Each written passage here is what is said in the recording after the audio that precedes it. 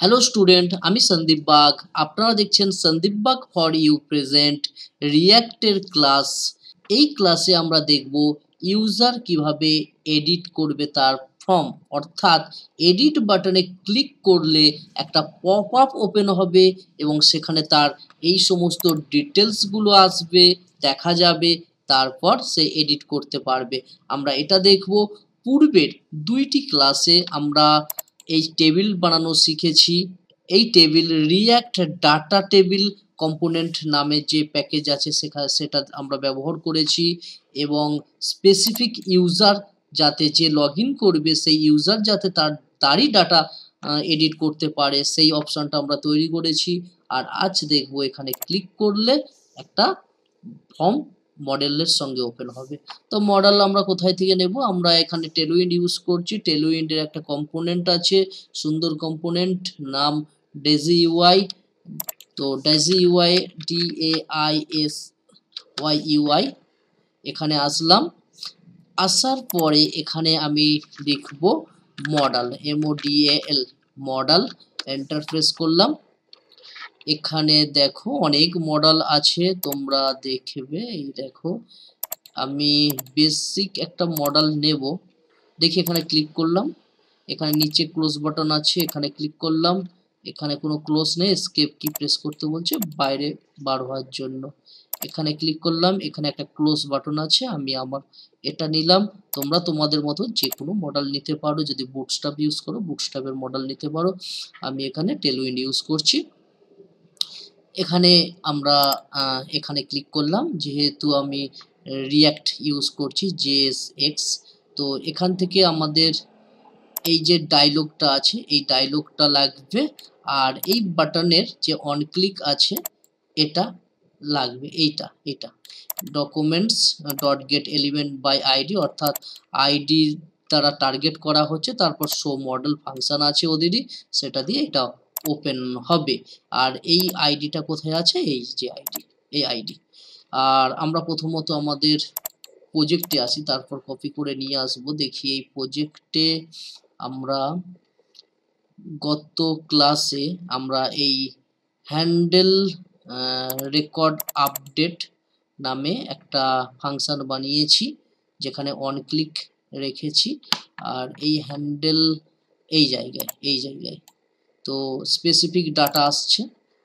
এখানে আমরা right click করে যদি দেখি, পূর্বের ক্লাসে দেখিয়েছি আমি এখানে কেটে দিলাম, কেটে দিয়ে যার এতে ক্লিক করব, অর্থাৎ যে ইউজার লগ ইন করবে তারই তো এটা অ্যাক্টিভ থাকবে। সে যখনই ক্লিক করবে তার ডিটেলস বা সমস্ত ডাটা আসছে, আমরা খুব সহজেই ধরতে পারবো এই ডাটাটা কোথায় আছে। রো এর মধ্যে আছে।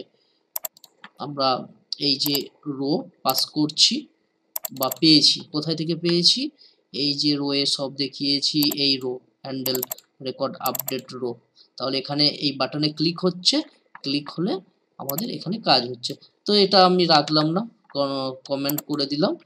আর এটা এখনো যেহেতু ইউজ করিনি তাই লাল দেখাচ্ছে। আমরা পুনরায় টেলউইন্ডের কম্পোনেন্টে আসলাম, ডেজি ইউআই।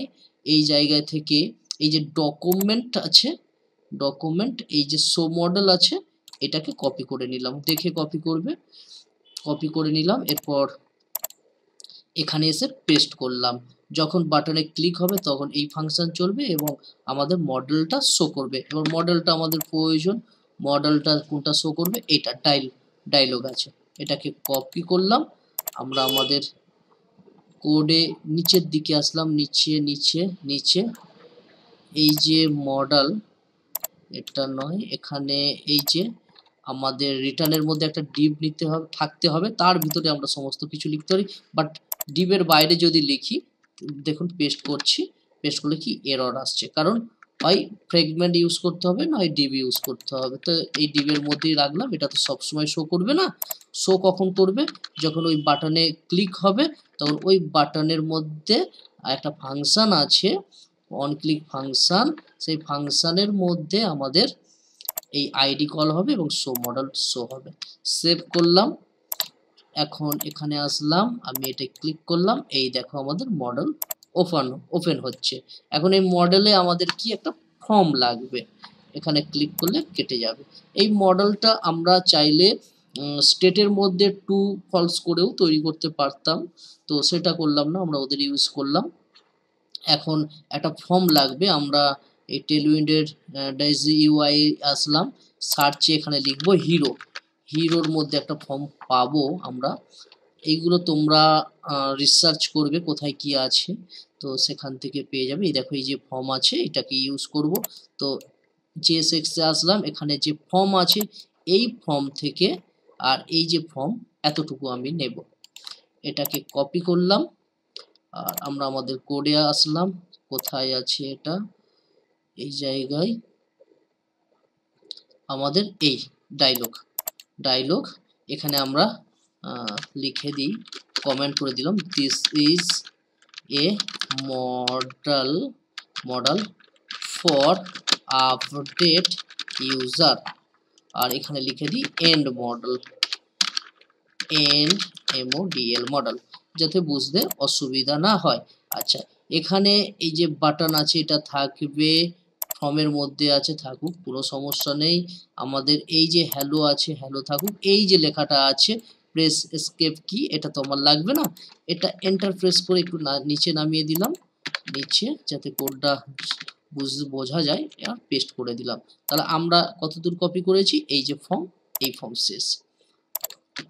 এখানেও আমরা কমেন্ট করতে পারি, this is update form, FORM form, আর নিচে এন্ড আপডেট ফর্ম। সেভ করলাম, এখন দেখি কেমন দেখায়। ক্লিক করলে ওই কম্পোনেন্ট বা ওইটা কল হবে, ফাংশন ক্লিক করলাম, এই দেখো আমাদের ফর্মটা দেখাচ্ছে। এখানে আমরা কি কি রাখবো, আমরা একটা ইমেজের জন্য পাথ রাখবো। আমি এখানে ইমেজের পাথ নিয়েছি, আমরা অন্য কোনো ক্লাসে ইমেজ আপলোড করাও দেখবো। ইমেজ নাম আর ইমেল, তার সঙ্গে পাসওয়ার্ড, তাহলে চারটি ইনপুট লাগবে। এখানে দেখো এই যে ইনপুট আছে ডিভ, এই ইনপুট, তাহলে এটাকে একটু করে দিলে দেখতে ভালো লাগবে এবং আমাদের বুঝতে পারবো আমরা। তাহলে এটাকে কপি করে নিই, কপি, চারটে লাগবে, 2 3 4, চারটে। আর এখানে যে আমাদের লেভেলের মধ্যে যে ফরগট পাসওয়ার্ড আছে, এটাকে আমাদের প্রয়োজন নেই, এটা ডিলিট করে দিলাম। এখন সেভ যদি করি, দেখি আমরা এই চারটে ফর্ম এসে গিয়েছে। এবার নামগুলো আমাদের চেঞ্জ করতে হবে। এখানে আমরা প্রথমে ফটো ইউআরএল, এখানে আমি ইউআরএল লিখলাম, টাইপ ইউআরএল। আর প্লেস হোল্ডার আমার এখানে লাগবে না, কারণ অলরেডি এখানে ডাটা শো করতে থাকবে, এই জায়গায় ডাটা শো করবে, ক্লিক করলে ডাটা শো করবে, তো তাই প্লেস হোল্ডার এখানে লাগবে না। তো রিকোয়ার্ড আমি তুলে দিচ্ছি, আমি চাইলে এখানে আমরা ভ্যালিডেশন দিতে পারি, তো আমি আপাতত রিকোয়ার্ড আচ্ছা থাকুক, পরে তুলবো যখন ভ্যালিডেশন দেব। এখানে তারপরে থাকবে এন্টার নেম, এখানে আমি লিখলাম নেম, এখানে টেক্সট হবে, টাইপ কি হবে, টেক্সট। আর প্লেস হোল্ডার আমার লাগছে না। আর নিচে এই জায়গায় ইমেল থাকবে, ঠিক আছে, ইমেল, প্লেস হোল্ডার লাগছে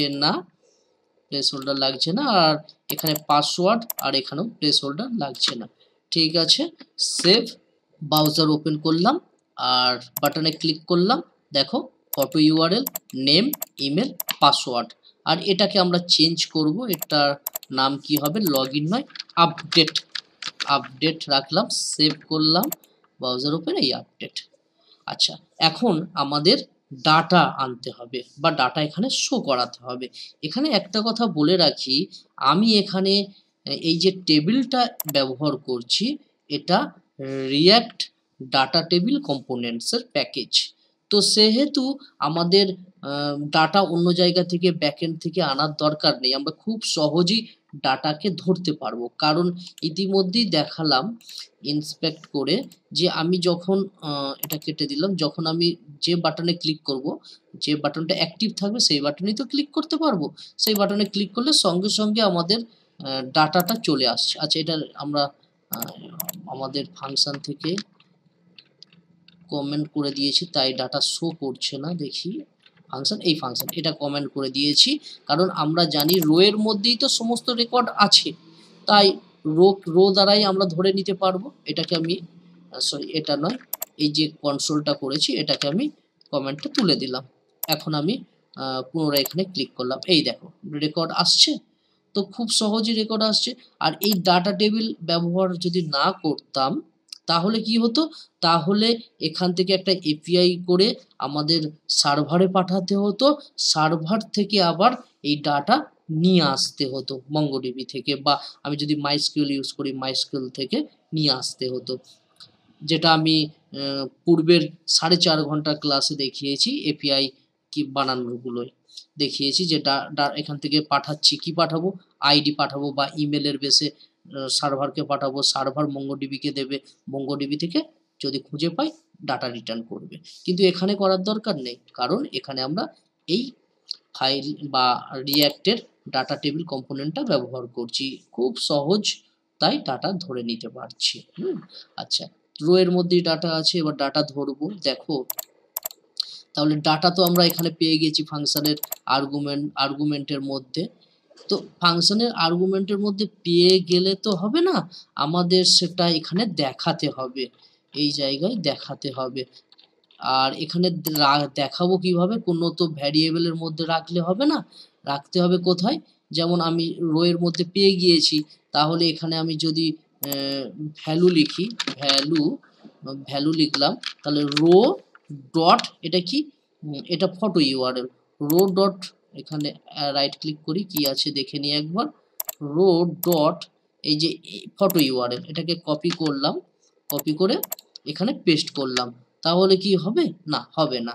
এখন যদি সেভ করি আমি এখানে দেখব একটা এরর পেজ, এই এরর পেজটা আমরা দেখাচ্ছি যদি ইউজার না পায় বা ফাইল না ফর্ম না, এই ফাইল বা পেজ যদি না পায়, কোনো এরর হয়, তাহলে এই এরর মেসেজটা দেখাবে।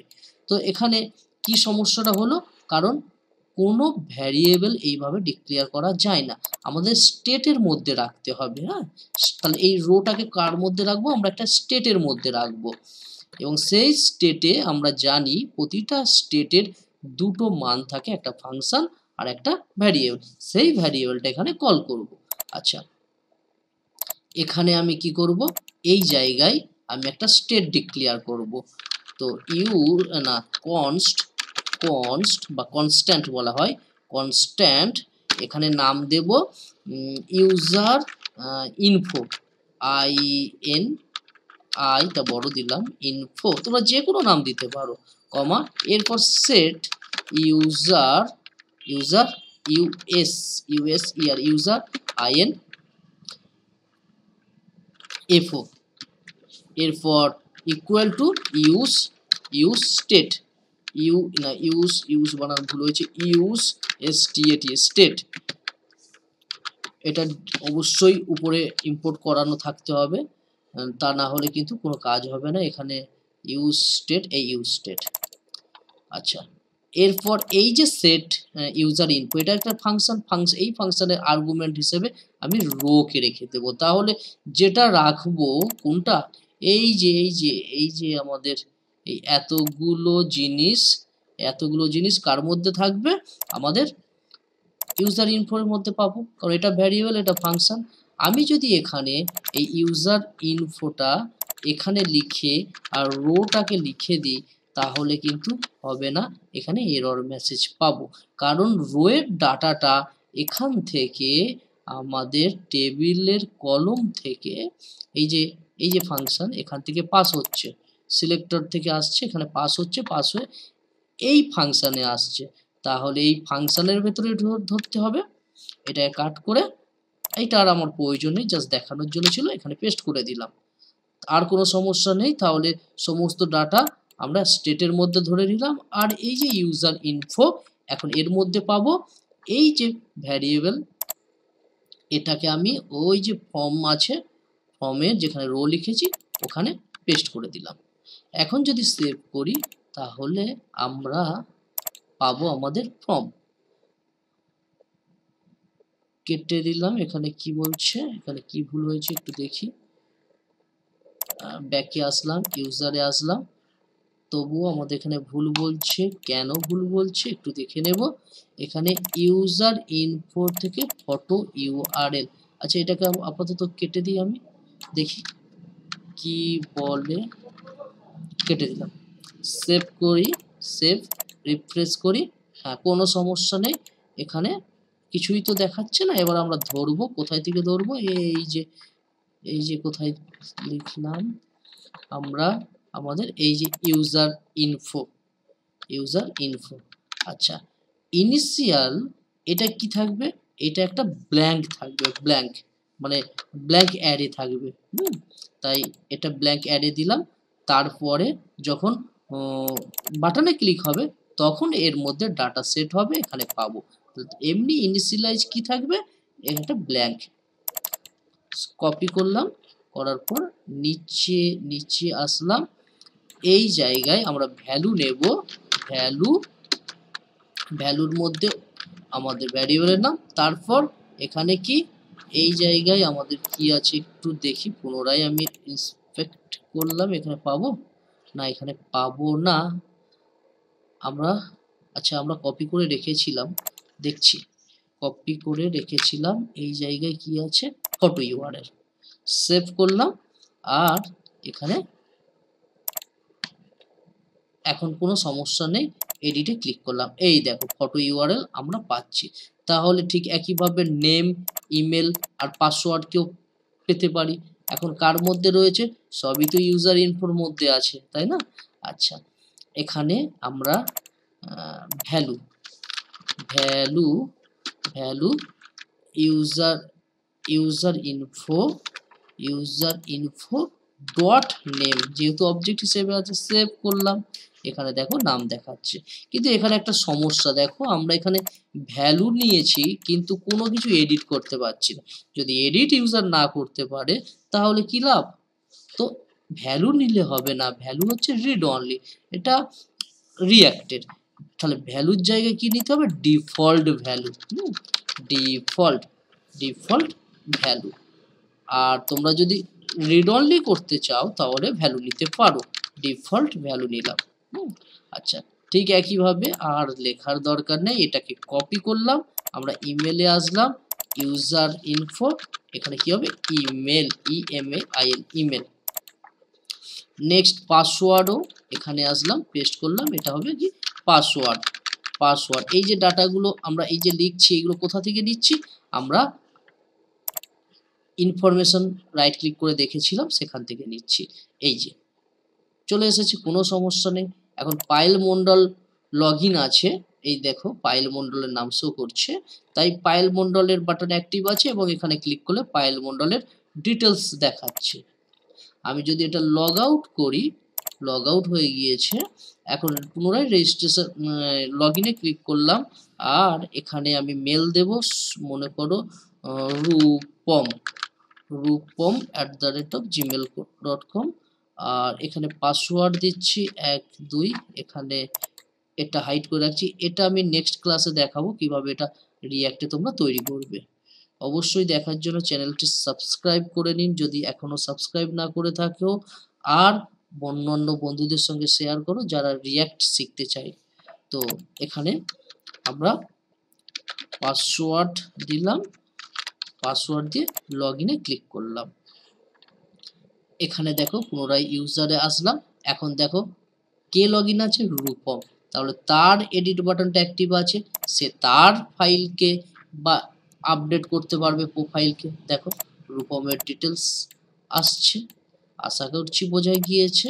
আর যদি তোমরা এক্সপার্ট হতে চাও রিঅ্যাক্টে, রিঅ্যাক্ট শিখে নিজের ক্যারিয়ারকে গ্রোথ করতে চাও, সেক্ষেত্রে তোমরা আমাদের অনলাইন কোর্সেও যোগাযোগ করতে পারো, এবং অফলাইন কোর্সও আমরা করিয়ে থাকি, সেটাও যোগাযোগ করতে পারো।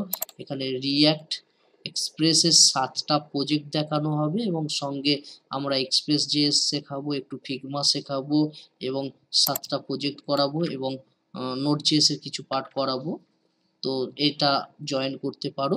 জয়েন করার জন্য এনরোল নাওয়ে ক্লিক করবে, এখান থেকে তোমরা জয়েন করতে পারো, এই ফর্মটা ফিল করতে পারো। যদি কোনো সমস্যা হয় পেমেন্ট করার পরে, তাহলে তোমরা এই নাম্বারে হোয়াটসঅ্যাপ করে যোগাযোগ করতে পারো।